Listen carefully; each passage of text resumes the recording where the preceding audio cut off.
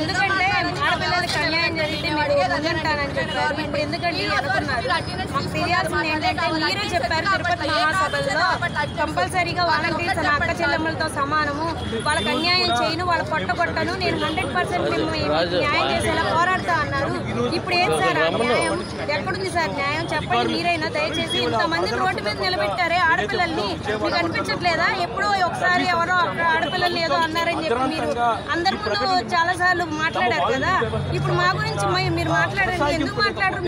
మీకు ఇంకా రాజకీయ భవిష్యత్తు చాలా ఉంది. ఇప్పుడే ఫస్ట్ టైమే మీరు ఎందుకు మమ్మల్ని ఈ సందిగ్ధంలో పడేశారు? ఎందుకు మమ్మల్ని ఇలా అన్యాయం చేశారని మేము మనస్ఫూర్తిగా కోరుకున్నామండి. ఎందుకు మీరు న్యాయం చేయలేకపోతున్నారు? ఎందుకని అలా మమ్మల్ని నెగ్లిజెన్స్ చేశారు? కష్టపడి పనిచేసే వాళ్ళం కదా. బ్లడ్ లో మీరు ఎక్కడున్నారు సార్? మేము ఉన్నాము, ఎక్కడున్నాం? వరదల టైంలో మేము హెల్ప్ చేసాము జనాలకి. 6 నుంచి 10 వరకు చేసాము. ఎంత కష్టపడ్డామో మాకే తెలుసు. వాళ్ళు కూడా మాకు కాన్ఫరెన్స్ కాళ్ళు వచ్చిన రోజులు ఉన్నాయి. వస్తేనే ఉద్యోగం అని కూడా చెప్పారు. అప్పుడు ఎందుకు చెప్పారు సార్?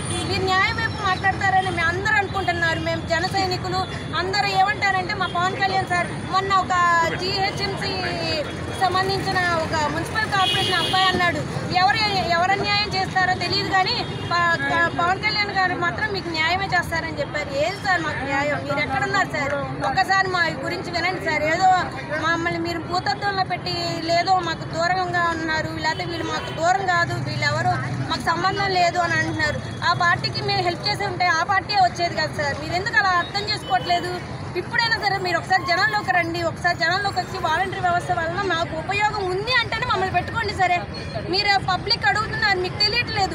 జనాలు మీరు శాసనసభల్లో మండల సభల్లో మాట్లాడుకోవడం కాదు సార్. జనాల్లో తిరగండి. జనాల్లో తిరిగితే వాలంటరీ మీకు ఎలా హెల్ప్ చేసిందని కంపల్సరీ చెప్తారు. ఎందుకంటే వాళ్ళకి మేము 50 రూపాయలతో క్యాష్ ఇన్కమ్ చేసిన రోజులు ఉన్నాయి. ఇప్పుడు 1000 రూపీస్ అడుగుతున్నారు. మీరు చెప్పండి ఎక్కడ ఎలా